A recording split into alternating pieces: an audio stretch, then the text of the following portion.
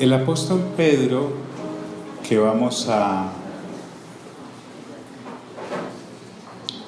intimar un poco con él a partir de hoy, quiero que usted y yo nos saquemos de la cabeza a aquel hombre que conocimos al leer los evangelios. El evangelio de Juan, por ejemplo, en el capítulo 1 lo muestra como un discípulo de Juan el Bautista, y cuando Juan el Bautista identifica al Señor Jesús como el Cordero de Dios, él pues se va de una vez con el Señor Jesús, le pregunta: maestro, ¿dónde vives? Y el Señor Jesús les dijo: vengan y síganme, y a partir de ese momento empezaron a estar bajo la enseñanza directa del Señor Jesús. Pero no es ese del que vamos a hablar, porque ahora, años después, es un hombre maduro en el reino, aplomado en las cosas de Dios. Tampoco vamos a ver a aquel hombre dispuesto a matar, como cuando fueron por el Señor Jesús y él, sacando la espada, le cortó la oreja al siervo del sumo sacerdote llamado Malco, y el Señor tuvo que decirle: guarda tu espada, porque recuerda que el que a espada mata, a espada muere. Tampoco es el apresurado que una vez le dijo al Señor: aunque todos te negaren, yo jamás lo haré, y fue el primero en hacerlo. No estamos hablando de ese. Tampoco vamos a ver en él al pescador que, maravillado con la pesca después de que le prestó la barca al Señor Jesús, el Señor le dice: echa tus redes a tal lado, y sacan tal cantidad de peces que la barca casi que zozobraba. No es ese.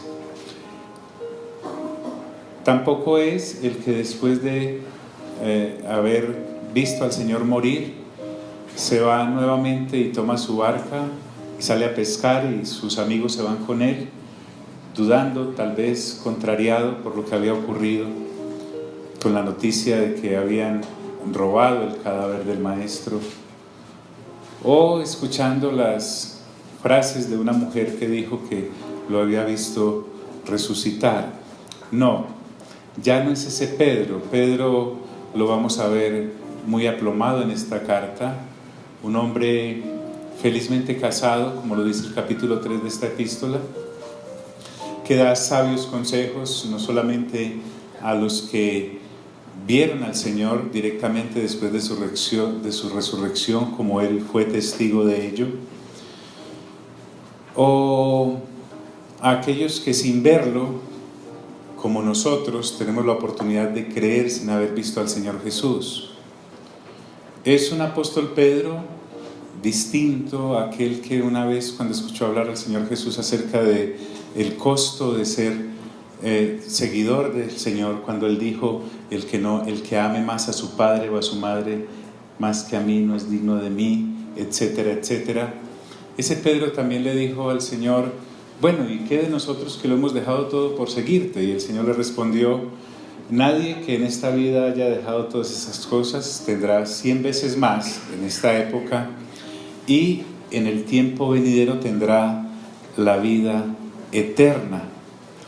Pedro es ya un discípulo aplomado, porque cuando Juan y Jacobo tuvieron la hermosa idea de decirle al Señor, juntamente con su madre, que los dejaran la manifestación de su reino, ocupar uno, estar a su diestra y otro a su izquierda, Pedro fue uno de los que se enojó, tal vez porque no se le ocurrió a él primero la idea, y estaba discutiendo quién sería el mayor entre ellos, a lo cual el Señor Jesús les respondió: el que quiera ser mayor entre ustedes será el que más sirva.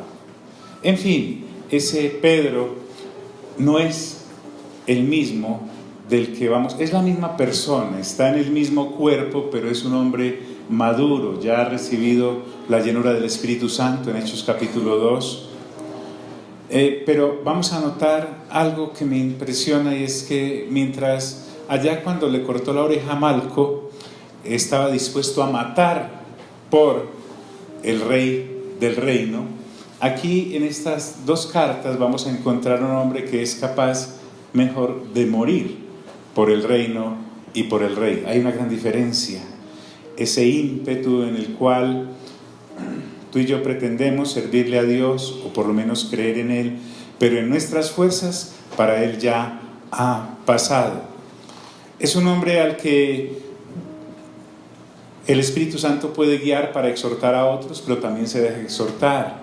Vamos a ver en el correr de estas cartas que él recuerda con amor al apóstol Pablo, a pesar de que en la carta a los Gálatas, Pablo nos cuenta cómo tuvo que reprenderlo públicamente, porque cuando vinieron algunos discípulos judíos del Señor de Jerusalén, que insistían en que los gentiles no debían sentarse ni siquiera con los judíos, Pedro fingió, más bien quiso aparentar que todavía guardaba algunas normas de los judíos y se aisló de aquellos con los cuales desayunaba, almorzaba y comía. Hasta en esa simulación Bernabé lo siguió. Entonces dice Pablo que lo tuvo que reprender públicamente.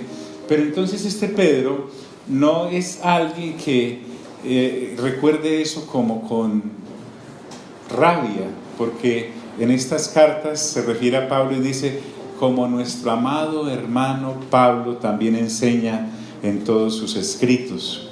Es ese hombre. En estas cartas tú y yo vamos a encontrar, por lo menos al principio de esta, que nos va a lanzar algunos retos. Pedro, están ahí latentes, están tácitos en cada uno de los versículos que vamos a mirar sin afanes.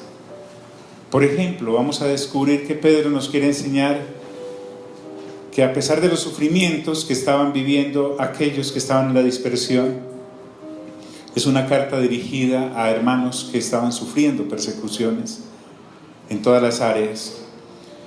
Él logra, como cuando el loto florece en el peor de los fangos o del pantano, él logra instruirlos para que sepan que es más importante ser santo, es decir, apartado para Dios y llevar una vida piadosa, que ser librado de los sufrimientos que estaban pasando. Interesante, nos va a enseñar eso. También nos va a enseñar que si en el interín de la vida hemos de perder nuestra santidad y nuestra dedicación al Señor por salir de los sufrimientos, la conclusión de él es: si tiene que sacrificar santidad por comodidad, mejor sufra que por fuerte que el sufrimiento sea y por mucho que dure en el tiempo, precisamente es temporal.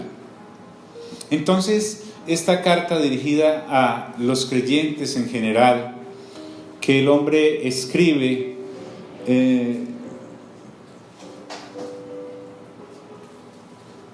desde la posición de ser apóstol, pero no como un título para enorgullecerse y estar por encima de los demás, sino como servidor, nos va a llevar a entender algo que tal vez el diario vivir, desde que conoces del Señor, sufrimiento tras sufrimiento, y tal vez estás llegando a un momento en que estás saliendo y te llega otra situación y te llega otra, y parece que eso fuera raro. Pedro nos va a enseñar, o mejor dicho, nos va a mostrar que eso es prácticamente normal en la vida de una persona dedicada a Dios con miras a la eternidad.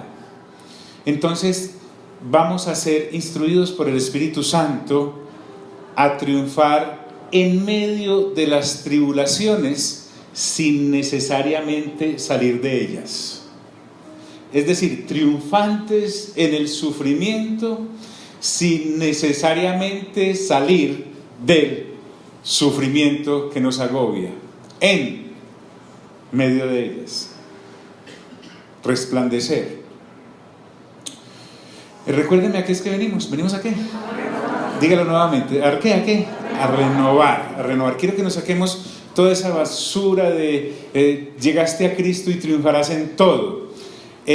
Vamos a mirar lo eterno desde el punto de vista de este testigo de primera mano de todo lo que el Señor Jesús hizo cuando los llamó. Inclusive vamos también a notar que en él no hay ese acelere de estar regañando a la gente porque no camina, sino de exhortarla y animarla, casi que empujándola con guante de seda, pero con firmeza para que continúe, que esto es importantísimo. Entonces, lo primero que da clara en este versículo, se identifica, habla de Pedro, él mismo se llama así por el nombre que el Señor le puso. Recuerden que cuando el Señor Jesús lo encuentra, él se llama Simón, y el Señor Jesús le mira y le dice: pero te llamarás Pedro. ¿Por qué? Porque Pedro significa roca, piedra, algo sólido, mientras que Simón da a entender como algo frágil que se bambolea con cualquier ventarroncito. Entonces, lo bonito de esto es que el Señor Jesús, así como vio a Pedro, te ve a ti y me ve a mí. Cuando el Señor Jesús, cuando tú y yo somos o tenemos el privilegio de que el Espíritu Santo nos permita acercarnos al Señor Jesús, tal vez llegamos muy frágiles como Pedro, muy frágiles, pero el Señor Jesús nos trata con la visión de lo que Él puede ver allá, hacia el futuro, de cómo nuestro carácter va a ser transformado después de haber sacado nuestras vidas de tinieblas y llevarnos a su luz, y nos va a ver como la persona fortalecida en la roca que es Él. Entonces, tal vez esto Pedro no lo entendió cuando en Marcos 3:14 dice que el Señor Jesús pasó una noche orando y después de esto llamó a 12, a los cuales puso el nombre de apóstoles para que lo siguieran y después enviarlos a predicar. De pronto, en ese de haberlo llamado, Pedro entró en el conjunto de los 12, pero créanme, tal vez el hombre no sabía todo lo que lo esperaba. Ese es el que vamos a ver. Pero cuando usted y yo iniciamos con la palabra apóstol, recuerden que apóstol quiere decir enviado. Él ahora, en su edad madura, puede pensar y decir: claro, es que a mí el Señor me envió. Y ese envío seguía siendo vigente a pesar de los años que habían pasado después de que él había dejado sus barcas y sus peces y a su padre y su naviera. Y después de muchos años, él seguía considerándose enviado del Señor Jesucristo, porque quiero decirte que cuando Dios te envía, el envío no termina como terminan las profesiones para las cuales nos preparan en el colegio, en la universidad, o la artesanía, o el don que recibimos de nuestros padres para desarrollar como una empresa o algún arte manual. Las personas anhelan jubilación. El sistema le enseña a la gente a que llega a una edad en la cual te jubilas. Con el Señor uno se jubila cuando se muere, no más. No hay cosa así como cuáles son las prestaciones. Usted no va a ver a Pedro reclamando prestaciones, que lo inscriban en seguridad social, que si tiene o no tiene cobertura, etcétera, etcétera. Él ha recibido un llamado del Señor Jesucristo y ha sido enviado por Él, de manera que este hombre ahora no solamente depende de Dios como su único o último recurso, sino que para Pedro es un privilegio ser un dependiente de Dios, porque siempre se nos enseña desde que salimos del vientre de la madre a ser independientes. Apenas escuchamos las primeras palabras: ánimo, que tú puedes solo, no importa que los demás se queden. Mientras que el ser un apóstol, un enviado de Jesucristo, implica depender hasta para estornudar de aquel que lo envía y de aquel que lo llama. No es necesario entonces una junta directiva en una empresa que te posicione o en un ministerio que te llame y con un carnet te diga: ahora sí eres capacitado para. No, en ningún momento. La relación de Pedro con el Señor es una relación íntima. Él lo ha visto allí desde que lo conoce, sabe que fue asesinado, que resucitó al tercer día, pero el hecho de que haya visto ascender al Señor no fue para él un desconectarse, sino que por el contrario se incrementó por la presencia del Espíritu Santo en su vida, la comunión con aquel que lo había llamado de tinieblas a luz admirable. Entonces, lo que quiero decirte para compararlo con algo, que conocemos, la relación con el Señor siempre será como el buen vino: entre más tiempo, mejor. Será mejor. No podremos decir, este día se repitió, qué vaina, todo como tan monótono. Aquel que hable de monotonía en este caminar está teniendo un acercamiento religioso y tal vez sin nuevo nacimiento, o con un nuevo nacimiento sin renovar mente, entonces se le vuelve una rutina. Pero cada día con el Señor, acá en la tierra, mientras Él viene, nos vamos con Él, es algo de extraordinaria dependencia, casi que extravagante la forma en cómo nos sorprende cada día en su comunión con nosotros. ¿Están aquí mis amigos? Entonces el apóstol Pedro nos va a mostrar que el Señor Jesucristo no es una materia para estudiar, ni es un librito para leer, ni es una oración para memorizar. Él nos va a mostrar cómo Él ha tenido una relación frente a frente, cara a cara con el Señor, y así la ha seguido teniendo. Y en este momento que ahora Él está entre aquellos que duermen después de haber creído, mientras el Señor regresa, está en igual circunstancia de dependencia, de servicio, de admiración. Jamás el apóstol podrá decir, no lo admiro. Por el contrario, se incrementa y se incrementa esa relación con Él. Entonces del cual estamos hablando, Pedro, que no simplemente escribió su nombre para identificarse, porque las cartas en aquella época así se señalaba su veracidad, quién la dirigía y a quién se la dirigía. Él no está colocando esto ahí como para figurar, sino que así debía presentarse. Si por él fuera, no lo hubiera hecho. El que antes anhelaba los primeros lugares, no le interesa aparecer, pero lo hace en amor a las iglesias a las cuales escribe. Pedro, apóstol de Jesucristo, y se la dirige no a aquellos cómodos que sentados en la silla intelectual, que creen ser cristianos, pero en sus vidas no ocurre nada porque el sistema no los ataca, ya que no están haciendo nada, solamente una creencia intelectual. Le está dirigiendo la carta a los expatriados. Eran personas que estaban dispersas por toda esta región del Ponto. Eso quedaba al sur del Mar Negro.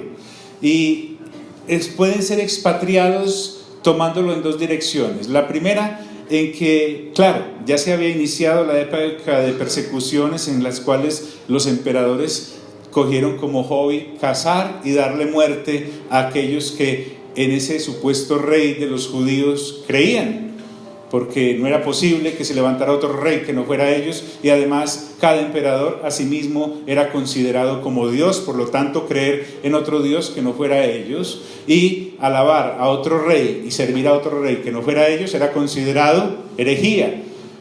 Entonces esa puede ser la primera dirección, por eso los llama expatriados y dispersos, pero también podemos tomar esa palabra porque Pedro va a usar también otra más adelante, y es llamarnos extranjeros y peregrinos. Diga conmigo, extranjeros y peregrinos. Dice el escritor a los Hebreos, por ejemplo, que cuando Abraham, Isaac y Jacob habitaron en tiendas, daban a entender por el solo hecho de habitar en tiendas y no de hacer casas de barro o de ladrillos como solían hacer los que se radicaban en las tierras que colonizaban, daban a entender que estaban buscando una patria. En el caso de Abraham, pues si estuviese buscando la patria de la cual había salido, podía regresarse allá a Ur de los Caldeos, allá a Mesopotamia. Pero tampoco Abraham estaba anhelando eso, regresar. Y a pesar de que Canaán le había sido dada como tierra prometida a él, siguió habitando en tiendas, y después de una generación también lo hizo Isaac, y después de otra generación lo hizo Jacob, porque ni querían volver, pero aunque esa tierra les pertenecía por derecho divino, tampoco la consideraban la tierra definitiva para habitar, porque dice el escritor a los Hebreos, anhelaban una patria, la ciudad hecha por Dios. Imagínate. Entonces, este segundo aspecto de poder ser tomados como expatriados o dispersos está dirigido a los creyentes de todas las edades y de todas las épocas, porque usted y yo somos extranjeros y peregrinos, porque si realmente hemos visto el Rey y el reino, sabemos que estamos hablando acerca del mundo venidero en donde hemos de vivir, donde el jefe literalmente será el Señor Jesús y no toda esta mezcolanza que vemos ahora. ¿Me estoy haciendo entender? Aló, ¿me estoy haciendo entender? Ahora, usted que ha tenido la oportunidad de viajar, de ir a otros países, por lo menos pasar de Sancho Paisa, yo no sé mucho, yo llevo hasta Sancho Paisa y no sé qué hay de ahí para allá, pero usted que ha viajado, cuando llega a ese país o a ese lugar o a ese otro municipio, usted no llega allí a establecerse, no llega haciendo lo que uno hace cuando ya está radicado en un lugar porque sabe que ha de regresar. Esa es la expatriación, esa es la dispersión, porque nosotros hemos sido llamados a salir del sistema del mundo y nos toca vivir como extranjeros y peregrinos en esta tierra que tanto la gente anhela para radicarse. ¿Aló? ¿Están aquí? Me explico. Todas las prédicas que usted escuche, así sea de buena fe, que le estén enseñando a quedarse aquí como si su vida en últimas fuera en este lugar llamado tierra, le están haciendo un daño terrible a su madurez espiritual, porque desde Mateo hasta Apocalipsis y desde Génesis hasta Malaquías, guiados por una sana lectura del Espíritu Santo en sus corazones, les va a enseñar que no es aquí, siempre se trató de allá. Entonces, sé que tienes un matrimonio, Pedro lo tenía, claro, hijos, Pedro los tenía, suegra, suegro, mamá, papá, hermanos, él los tenía. Estamos hablando de un hombre no loco ni díscolo, sino completamente cuerdo, porque el evangelio del reino había transformado. Este sí sabe de renovación de mente, y por lo tanto desde esa renovación de mente es que nos va a hablar y nos va a inspirar para que no cesemos de perseverar en este caminar, porque es que el llamado que nosotros tenemos no es a ser buena gente. Es decir, a veces pensamos, cuando contamos nuestros testimonios, de que la gran gracia que tuvimos fue que éramos unos borrachos y ya somos unos abstemios, de que éramos unos ladrones y ya somos el colmo de la honradez, de que éramos unos chismosos y ahora somos el pozo de la prudencia, de que éramos unos libidinosos y ahora somos un dechado de pureza, de que antes estábamos dedicados a todas estas obras de la carne y que ahora las dejamos de hacer y entonces ese fue el gran logro. No, no se trata de eso. Si se trata de eso, cualquiera en un grupo AA lo puede hacer.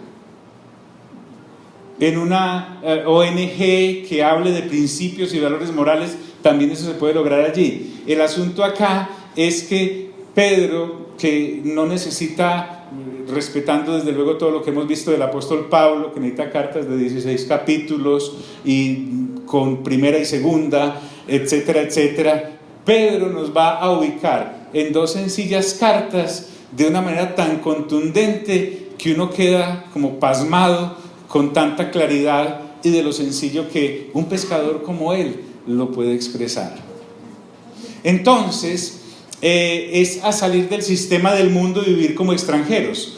Pero entonces se trata no de esperar a morirnos para tener el kit de todo creyente que quiera evadir la realidad en la cual vive sin ser testimonio, es pensar que después de morir, o si el Señor viene, recibe aureola, alas y un arpa y una túnica blanca para estar detrás del Señor Jesús diciendo siempre, siempre te sigo, Señor Jesús, por la eternidad. Así no es.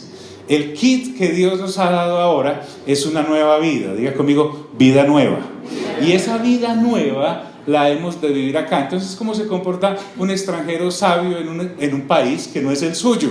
Respeta las normas, mira los letreros en la calle, si puede cruzar o no puede cruzar, va y hace las filas. Aquí ya nos tenemos, se siguen las normas correctas. ¿Para qué? Para no poner a ese país a hablar mal de la nación de donde vengo, que represento.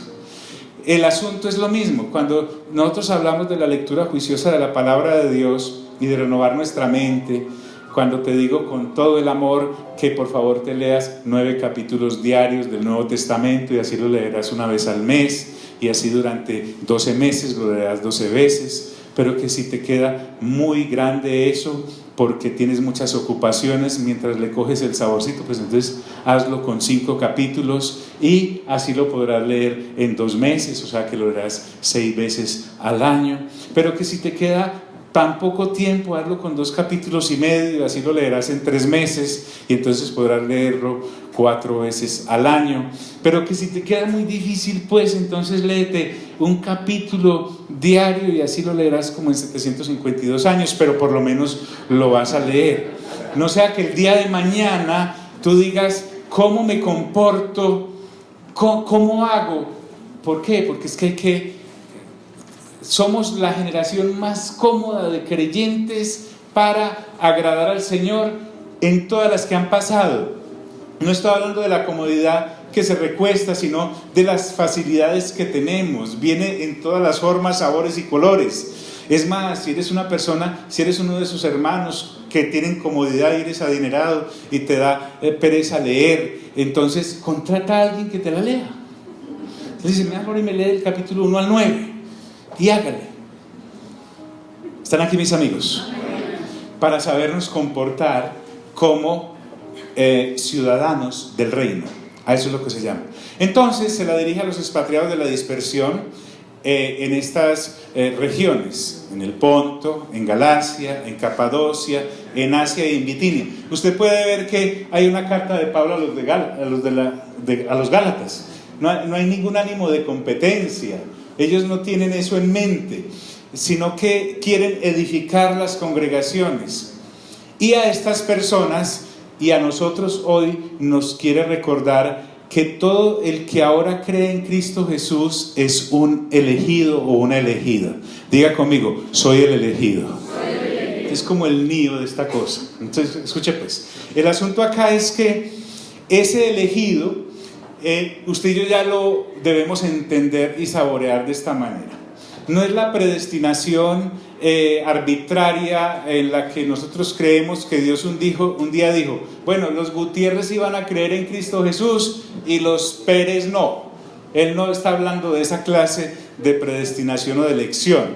Él lo que está diciendo es que todo aquel que en cualquier generación desde hace 2000 años crea en Cristo Jesús entra en el grupo de las personas que Dios bendice, porque al creer en Cristo Jesús paso a ser parte de la elección en la respectiva generación de la humanidad que hayamos sido puestos. En ese sentido, sí somos elegidos. Todo aquel que en Cristo Jesús crea tendrá vida ¿qué? Eterna. Porque el Señor Jesús no murió en la cruz. Mire que uno es muy egoísta los primeros años y décadas a veces. Uno piensa de esta manera: el Señor Jesús murió por mí.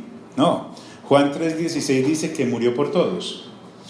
Cuando la provisión hecha en la cruz del Calvario no es solamente por nosotros los que creímos, también se hizo para los que no creyeron, porque dice que tanto amó Dios a los González que envió a su hijo para que... No, dice, tanto envió... ¿A quiénes? Al mundo, a la humanidad completa de todas las generaciones, que envió a su hijo para que todo aquel que en él crea no se pierda, sino que tenga ¿qué? Desde ahí debemos mirar esta palabra elegidos. Cuando yo me doy cuenta de eso, me doy cuenta que soy un elegido, una elegida de Dios, que tuvo la bondad de parte del Espíritu Santo de ser de los que crean en esta generación. Y trae otra palabra que me gusta mucho. Créanme, si yo tuviera otra hija la pondría así: presciencia. Muy bien. ¿Según la qué? ¿La qué? La presciencia. Es que resulta que presciencia lo que me quiere indicar es que Dios lo sabe todo. Diga conmigo, Dios lo sabe todo. De esta manera lo podemos entender. Él no eligió a los Pérez para creer y a los Gutiérrez no, pero por ser Dios que todo lo preconoce, sabe si los Pérez van a creer y los Gutiérrez no. ¿Por qué? Porque si no lo supiera, entonces no es ¿qué? Dios, omnisciente y eternamente sabio y conocedor de todo. Dios lo sabe todo. Entonces, a los elegidos según la presciencia ¿de quién? De Dios Padre. Y aquí nos va a mostrar que el plan de Dios siempre fue trino. Dios decidió como Padre, Dios decide como Hijo y Dios decide como Espíritu Santo. Los tres, hay un plan divino trino en el cual se involucran ellos para que en este plan de salvación, que es lo que vamos a tomar la faceta de la salvación acá de manera inicial, recordemos que esto de salvarse no se nos ocurrió a nosotros. El ser humano cae cuando el hombre y la mujer desobedecen, son expulsados y de ahí en adelante toda la raza humana nace bajo ¿qué? Bajo pecado y comete ¿qué? Al ser humano caído jamás se le ocurrió salvarse, por lo menos de esta manera que ahora nos va a explicar el apóstol Pedro. Entonces, esta carta es a nosotros que hemos sido elegidos según la presciencia de Dios Padre. Ahora, debemos recordar que está referido a toda persona que en Jesús cree, y no solamente cree, sino que persevera, porque Jesús es la provisión de Dios Padre para que la humanidad reciba su gracia. La gracia es el favor inmerecido de volvernos a reconstruir en relación con Dios. Entonces, cuando habla de presciencia, no puedo dejar de enfatizar en esto, es porque Dios todo lo sabe. De paso, Pedro es un tremendo ministrador porque le está diciendo a estos hermanos que están expatriados hace 2000 años y llenos de múltiples sufrimientos, que tengan cuidado de no comportarse de manera infantil creyendo que tal vez Dios no sepa que están sufriendo.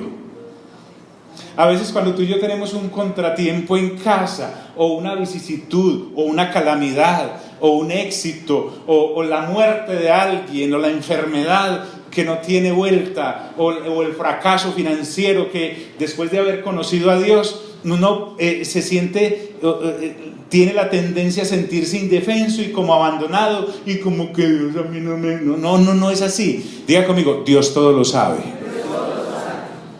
Elegido según la presencia de Dios Padre. Entonces, en primer lugar, dijo que era apóstol ¿de quién? ¿De quién? De Cristo Jesús. ¿Y el Señor Jesucristo es o no es Dios? Es Dios. Ahora me dice que esa gente que cree en Cristo Jesús, al cual él anuncia como apóstol a Jesucristo, ha sido elegida según la presencia del Dios Padre. Ya tenemos dos personas de la Trinidad citadas y nos llevamos en 2 versículos. Y nos remata diciéndonos desde una vez, Él se presenta con todas las de la ley, porque Él va, sí, de parte del Señor Jesús, va con el aval del Dios Padre, pero también nos habla de que esos elegidos según la presencia de Dios Padre, en santificación ¿de quién? Y nos empieza a hablar del Espíritu Santo. Esta palabra santificación también debemos asimilarla de esta manera. Ser santo es ser completamente sumiso a las cosas de Dios. No es un acto de cobardía, es un acto de entrega. ¿Sí? El Hijo obediente, el Señor Jesús, va a la cruz del Calvario no porque no tenía más. En una redada lo cogieron los soldados romanos y lo tuvieron que llevar porque no llevaba papeles. No se trata de eso. Él se entrega. Él, desde que viene y toma forma de ser humano, sabe que viene a cumplir un plan. Él no salió haciendo una protesta o arengó a sus seguidores cuando Pilato decide soltar a, ¿cómo se llama el otro señor? El otro ladrón, el que sí era homicida, Barrabás. Cuando soltó a Barrabás y entonces puso un derecho de petición o apeló porque yo era más inocente que no. Todo eso estaba completamente en el preconocimiento de Dios. Usted va a encontrar en Hechos de los Apóstoles algo bien impactante. Después de la resurrección, creo que es Pedro el que está hablándole a los fariseos, a los sacerdotes que los perseguían. Les dice, porque en esta ciudad se reunieron según lo predeterminado por Dios, Pilato, Caifás, Anás, los gentiles y el pueblo de Israel, para dar muerte al Señor Jesús. O sea, nada de lo que ocurre en nuestras vidas se le ha salido del control a Dios después de que nos recibió como hijos y como hijas. Todo lo que pasa en tu vida, amigo, yo no me puedo cansar de repetírtelo. No vayas a pensar que le quedaste grande a Dios, que tu vida es tan pequeña y diminuta que no la ve, o tan grande y magnífica que no la puede abarcar. Dios tiene todo bajo control. Dígale de lado, Dios tiene el control. Completamente el control.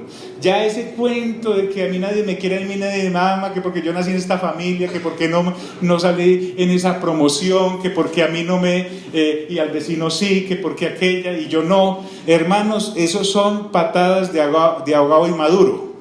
Una persona llamada a la madurez, con el mismo ejemplo del apóstol Pedro, que pasó por la inmadurez, sabe y entiende que todo lo que pase en su vida está en el control de su Padre Celestial. ¿Aló? Amén. Bueno, entonces les decía que ser santo es ser sumiso, no a la brava, no como cuando la profesora nos decía, y se para allá en ese rincón, ¿a usted le tocó? No. Antes uno no podía tutelar, allá lo paraban, ¿sí? Y lo dejaban haber parado 3 horas. 3 horas. Pero claro, como la rebelión va tácita en nosotros, uno podría estar allá parado, pero sentado por dentro. Sí, y diciendo, yo esto acá. No, acá es sentado o parado, pero sumiso a Dios. Es la misma actitud de mi Señor cuando Él dijo, Padre, no se haga mi voluntad, sino que la tuya. Aquí no es, pues ya que tocó, ya que el Señor me quitó eso de la mano, ya que me tocó ponerme acá, ¿me entiende? Parado por fuera pero sentado por dentro, sino, gracias Señor, no se hace mi voluntad, sino la tuya. Es la sumisión total de la persona humana, nacida de nuevo, a la voluntad de Dios. ¿Por qué? Porque este es un proceso, este proceso de sumisión va desde el principio de la conversión hasta el final en la graduación. Tenemos que ser honesta y gozosamente sumisos a Dios, cual sea su voluntad, porque la voluntad de Dios siempre es buena, es agradable y ¿qué? Y perfecta. Ahora, Él nos exige, y Pablo entra por acá, es interesante que de una vez Él no va a decir y enumerar obras de la carne para dejar, porque Él parte de la base de que ya está hablando con creyentes a los cuales les debe desarrollar la nueva naturaleza que tienen. Los creyentes no somos personas tratando de lograr la naturaleza de Dios. Los creyentes no somos personas tratando de parecernos a Dios por nuestros medios, sino que los creyentes debemos adquirir el proceso de pensamiento correcto, y es, ya que he nacido de nuevo, tengo una nueva naturaleza que es la de Dios, así como traje la del Adán caído cuando nací bajo pecado y cometía pecados. Ahora que he nacido de nuevo, traigo la naturaleza del Padre que envió a su Hijo, que bajó del cielo, y ahora soy conforme a Jesús y no conforme a Adán, que cayó. Por lo tanto, tengo la naturaleza del Padre y debo desarrollarla, no ganármela. ¿Están aquí, amigos? Es muy diferente, completamente distinto. Ahora, cuando Él habla de que esta cosa es del Espíritu, entiéndase bien que el Señor Jesús es aquel al cual Pedro predica. El Dios Padre es el que con el preconocimiento ha enviado al Señor Jesús para que en Él todos los que creamos seamos elegidos según su presciencia. Pero quien hace realidad esa vida de Jesús en nosotros que agrada al Padre, escuche bien, es la persona del Espíritu Santo. Y la persona del Espíritu Santo es la que nos introduce. Lo que pasa es que lo leemos con diferentes palabras, pero usted y yo tenemos que ser atentos a lo que leemos para saber que nos están diciendo lo mismo. Si usted y yo somos sinceros, vamos a ver que esta carta de Pedro es la repetición de la repetidera de todo lo que ya hemos visto, pero Pedro diciéndolo. Es como ir a la misma película para que nos digan siempre lo mismo, porque sea Pedro, sea Pablo, sea Santiago, sea Judas, sea Mateo, sea Marcos, sea Juan, cualquiera de ellos, siendo renacidos del Espíritu Santo para que seamos como el Señor Jesucristo, guiados por el mismo Espíritu Santo, mejor dicho, es decir lo mismo con distintas palabras. Y eso es lo que más me sorprende, que de leer y de sacar agua de este bendito manantial que es la palabra de Dios, uno no se cansa de beberla, porque son ríos de agua viva que saltan ¿para qué? Para vida eterna. Entonces lo que quiere decir es que el Espíritu Santo, a través de esta sumisión y santificación al Padre, lo que Él quiere es que seamos como Dios. Diga conmigo: debo ser como Dios. Ojo, no es una herejía. No te estoy diciendo que te haces Dios. Estamos hablando de su carácter en nosotros, no de su divinidad.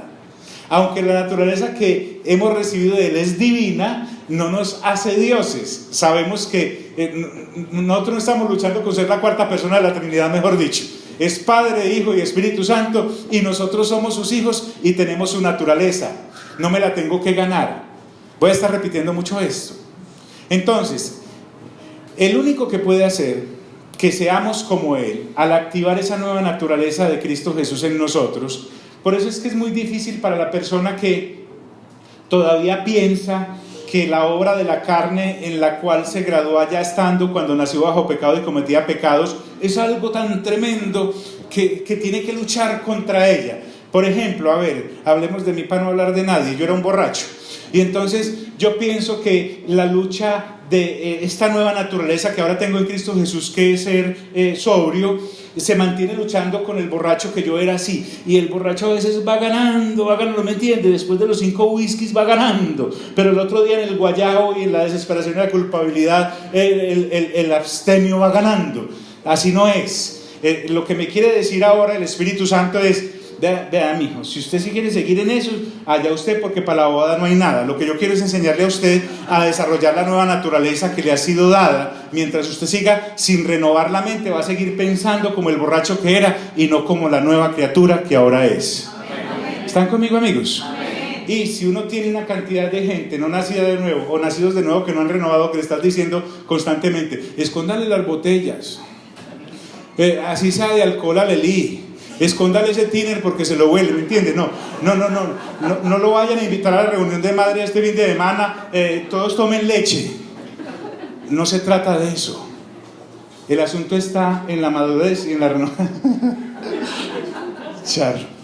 Bueno, entonces lo que Dios quiere es que seamos como Él, no que nos ganemos el ser como Él, porque eso nos fue dado, imputado gratis y totalmente gratuito, no barato, porque costó la sangre del Señor Jesús.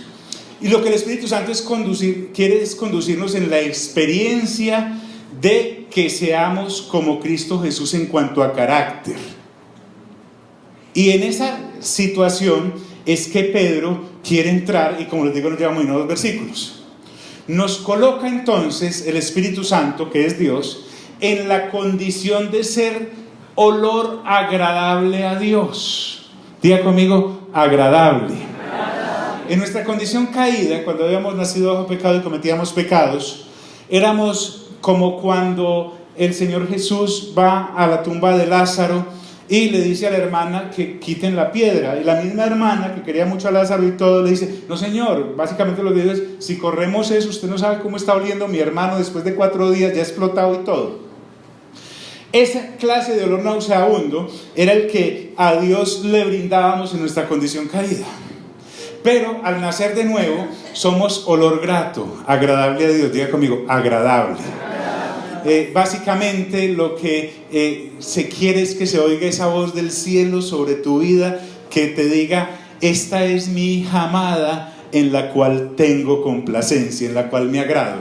Este es mi hijo amado en el cual tengo complacencia. Entonces nos coloca el Espíritu Santo en la posición de servirle a Dios agradablemente, agradable para Él y un gozo para nosotros hacerlo. No es esa lucha de: bueno, yo pues sí, yo le voy a servir a Dios porque no le sirvo, me condeno. No, eso es una pataleta. Eso no es entender.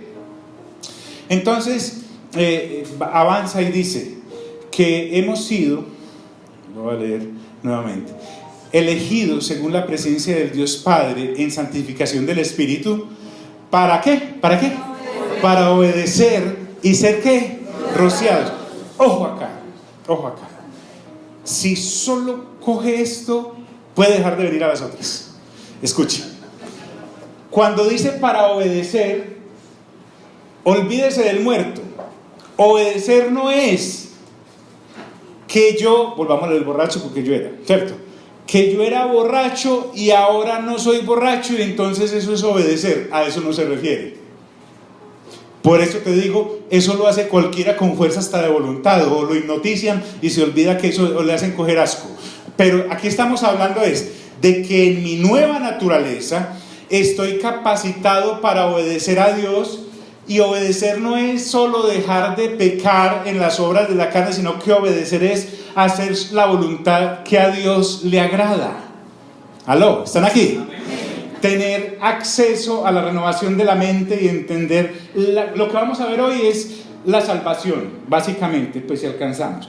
Sí, pero la salvación es solo la puntica del iceberg. No, usted del iceberg solo ve lo que sale, pero la gran masa está debajo del agua. La salvación para nosotros es ver la puntica del iceberg, pero por la renovación de la mente y por la lectura juiciosa de la palabra es ver todo lo que esto abarca.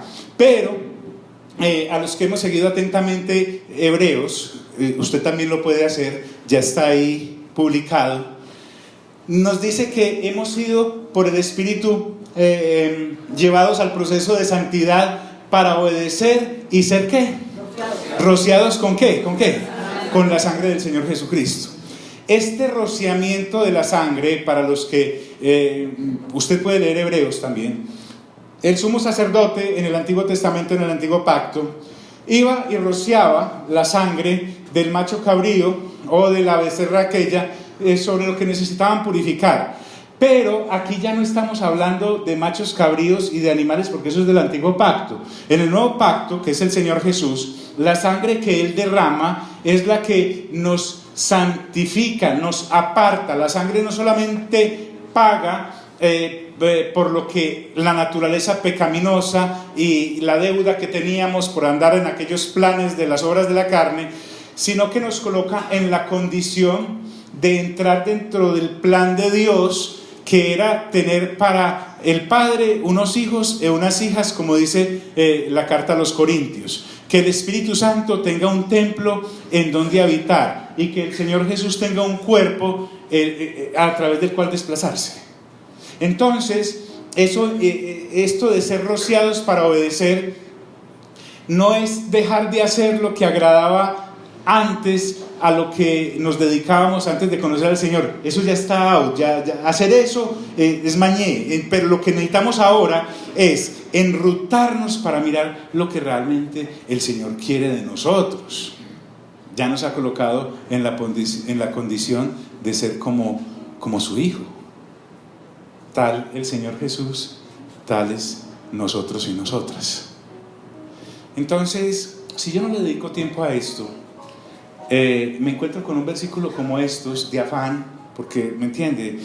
Tengo tantas ocupaciones, no soy un peregrino extranjero, soy un radicado acá en todo, en mi pensamiento todo está aquí. Entonces yo llego a un versículo para obedecer y ser rociado con la sangre del Señor Jesucristo. ¿Usted se imagina eso? Se descerebra uno tratando de entender esa vaina si no le dedica tiempo. Entonces, ¿por qué es que nos reunimos acá? ¿Para qué?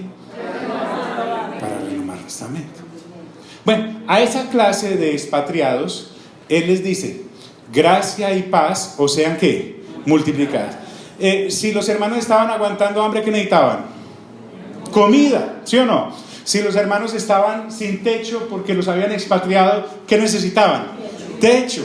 Y si los hermanos necesitaban protección porque los iban a matar, ¿qué necesitaban? Esconderse, una cueva por lo menos como la donde escondieron a los profetas de Elías. Pero resulta que Pedro, en vez de decirle esto a estos hermanos necesitados en la expatriación y en la persecución, les dice algo que solo puede valorar el que renovando mente entiende que del Espíritu Santo proceden la gracia y ¿qué? La gracia y la paz. Y dice que la gracia y la paz les sean multiplicadas. Alguien desprevenido puede decir, pero lo que yo tengo hambre necesito es comida. Si lo que yo estoy sin techo, lo que necesito es abrigo. Si lo que estoy es desprotegido, necesito es que me pongan unos escoltas. Y Pedro les dice a estos necesitados de lo temporal, les dice gracia y paz, o sean ¿qué? Multiplicadas. ¿Por qué? porque es que la gracia, tendría que deshacerme explicando Romanos, escúcheselo, ya lo desglosamos letra por letra. La gracia básicamente es que Dios Padre ha decidido en Cristo Jesús reconciliarse con la humanidad y que es gratis. Y esa gracia tiene que ser una gracia que se me revele, porque el que no lo ve, no lo ve. El Señor Jesús dijo, el que no nace de nuevo no puede ¿qué? Ver el ¿qué? El reino.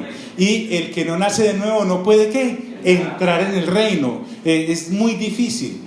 Entonces, la gracia que en Cristo Jesús me ha sido dada es lo que Pedro dice que debemos abonar, sin importar las condiciones que estemos pasando. Porque como somos peregrinos y extranjeros, en últimas, disculpe que lo exprese así, no importa cómo nos vaya aquí. Si nos va bien mal, en el aspecto en que el mundo juzga ir mal, no nos importa. Y si nos va muy bien, en el aspecto en que el mundo juzga que a la gente le va bien, tampoco nos importa, porque nosotros los del reino, nada que hemos traído ¿a dónde? A este sistema del mundo, y de este sistema del mundo nada nos hemos ¿qué? De llevar. Gracia y paz, entonces, es lo que desea Pedro, que se multiplique en los corazones de aquellos. ¿Por qué?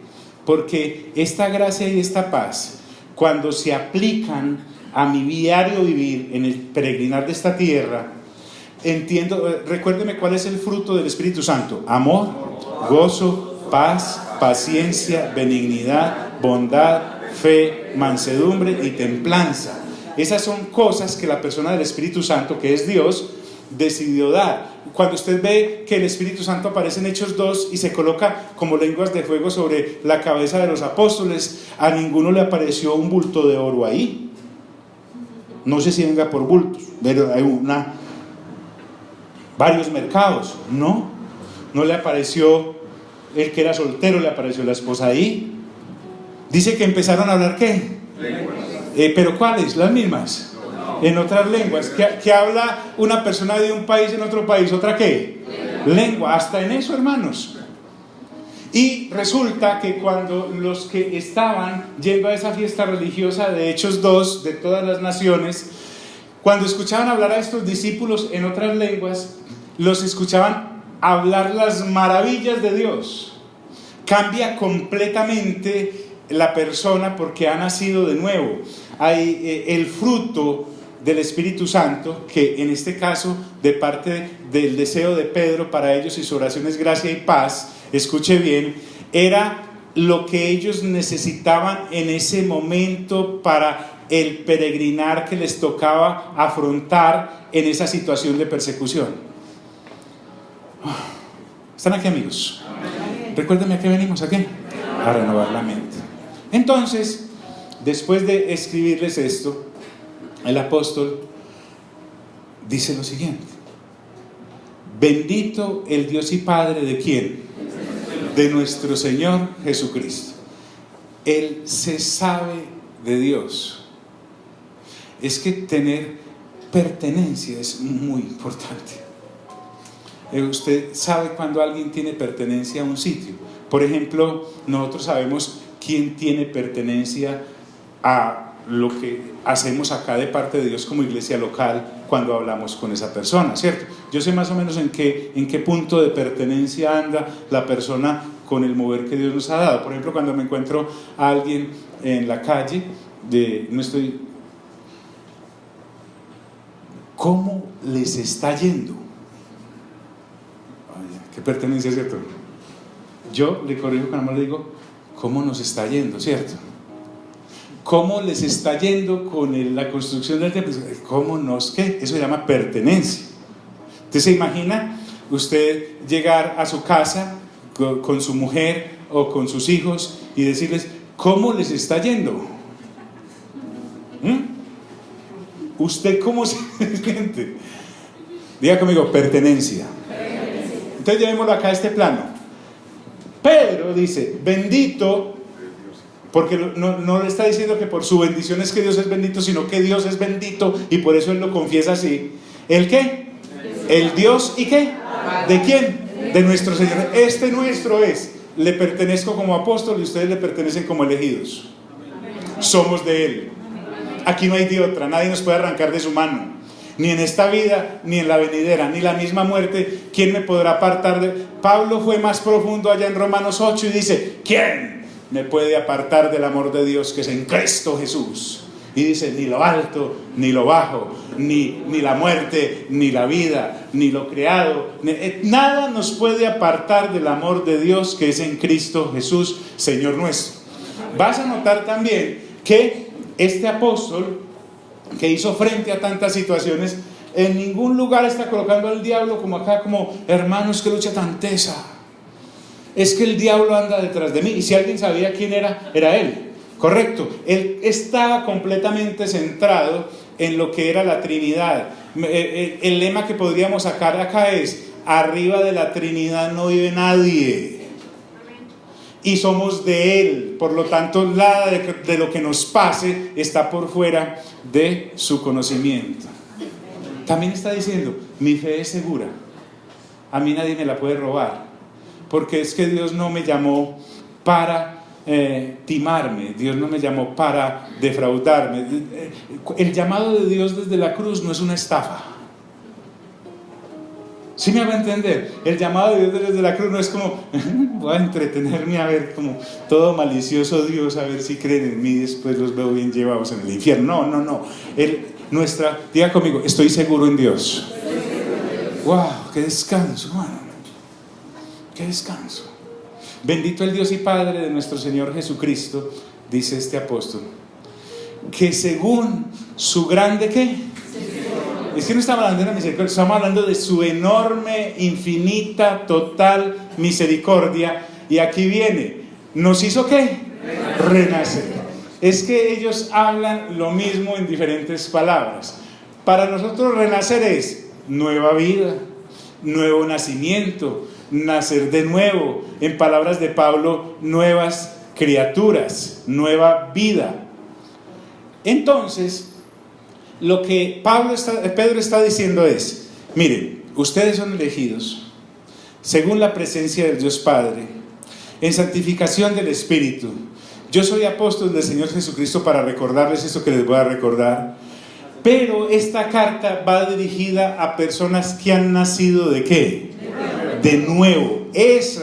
La persona que ha nacido de nuevo debe tener la completa certeza de que así como nació doña Clotilde de don Pancho en su primer nacimiento y son su papá y su mamá en lo humano, al nacer de nuevo ahora tiene un Padre que está en los cielos, que es superior en toda la dimensión aún a sus padres terrenales, así hayan sido buenísimos.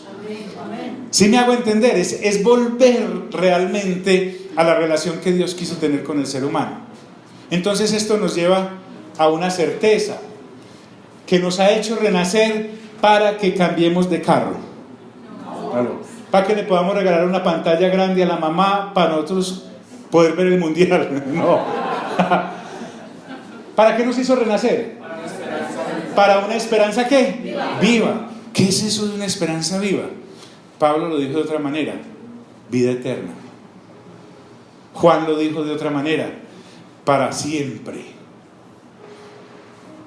Dios nos hizo nacer de nuevo para que tengamos vida eterna. A eso se refiere. Discúlpeme, qué pena, créame, es mejor que se vaya con la verdad de una vez. Dios no lo hizo nacer de nuevo para que triunfara en su empresa. Eso se queda aquí. Para que lograra ese ascenso, eso se queda aquí. Para que por fin se casara y dejara de vestir santos, hermanos, no. También se queda acá. Para que se sanara. ¿Nos hizo renacer para qué? Ay, John, yo vine porque es que a mí me pescaron diciéndome que la engañaron. Quien hizo eso le hizo un daño, le malogró, porque por cositas de pronto nos podemos perder lo que realmente el Señor nos quiso dar, lo cual nos lleva a la certeza de la vida eterna. Y cuando está hablando de esperanza viva, es a nuestra indudable reunión con Él cuando Él venga. Cuando yo creo eso, quedo capacitado entonces. Cuando mi perspectiva está en reunirme con Él y tener vida eterna, el diario vivir ocupa su respectivo lugar. Y entonces lo puedo afrontar no como un fin, sino como el paso para poder llegar a donde realmente Dios... Hombre, porque si el Señor Jesús, que es Dios, se hizo, imagínate todo el tramaje. Él es Dios, está en la Trinidad. Él dijo, hagamos al hombre conforme a nuestra imagen, conforme a nuestra semejanza. Bueno, como tenemos el preconocimiento, sabemos que van a caer. Bueno, entonces como van a caer, entonces vamos a hacer la provisión de salvación. Y entonces el Padre dice, bueno, ¿y quién va? El Señor Jesús dice, yo voy, correcto. ¿Y cómo vas a ir? No, pues necesito hacerme como ellos. Pero no puedo nacer bajo pecado, sino que necesito un cuerpo. Y el Espíritu Santo dice, yo sirvo para eso. Yo voy a tomar una virgen allá en Israel y voy a colocar en ella el cuerpo que necesitas para hacerte hombre. Imagínate todo eso. Además 33 años aquí en este tierrero, en este polvero. Si ahora esto es así, imagínense allá en Nazaret, que lo único que había eran necesidades. Entonces el Señor Jesús tomase todo ese problema tan grande y venir, hubiera mandado a alguien derramar su sangre asesinado en la cruz del Calvario para que yo termine mi vida haciendo oraciones de Señor, dame una licuadora. No, hermano. Si Él dijo que los que no conocen de Dios son los que se preocupan de esas cosas, los que no han nacido de nuevo. Pero los que hemos nacido de nuevo quedamos capacitados para afrontar el diario vivir en obediencia agradable a Dios en esta tierra, para hacer luz a aquellos que todavía no han nacido de nuevo. ¿Están aquí, amigos? Ese es el asunto. Ahora, que según su grande misericordia nos hizo renacer para una esperanza viva y nos da una certificación que es la resurrección. Dice, por la resurrección de Jesucristo, ¿de quiénes? De los muertos. Yo quiero dejar ahí, porque como no estamos de afán, ¿cierto? Pongámonos en pie. Tomaremos este asunto de la resurrección, que es fundamental.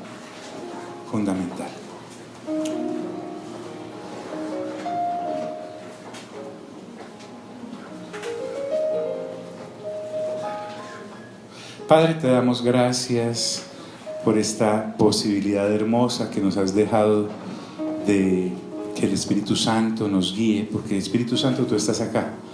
Así como el Señor Jesús vino hace 2000 años y realizó su obra, Él dijo que nos convenía que Él partiera y se sentara a la diestra del Padre para interceder desde allí por la humanidad, para que según el orden de Melquisedec, todo el que en Él crea tenga vida eterna hasta que Él retorne. Pero dijo que nos convenía que Él se fuera porque nos enviaría el Consolador, el Espíritu Santo, y que el Espíritu Santo nos guiaría a toda la verdad. Eso es. Entonces, Espíritu Santo, tú estás acá en la tierra desde hace 2000 años, así como el Señor Jesús vino durante 33 años y pico y partió. Tú estás acá desde hace 2000 años y de generación en generación le has revelado por el nuevo nacimiento a los que por la presencia de Dios han sido escogidos en Cristo Jesús para creer en su generación. A nosotros nos tocó esta, y es para obedecer mientras este peregrinar se agota y somos reunidos contigo. Entonces nos has capacitado a través de tu palabra para entender y renovar el entendimiento, para ser personas maduras que saben que están completamente en tus manos y que nada, absolutamente nada se sale de tu perfecto plan para nosotros. En el nombre glorioso de Cristo Jesús salimos de este lugar, mas no de tu presencia. Amén, amén y amén. Dios les bendiga a todos.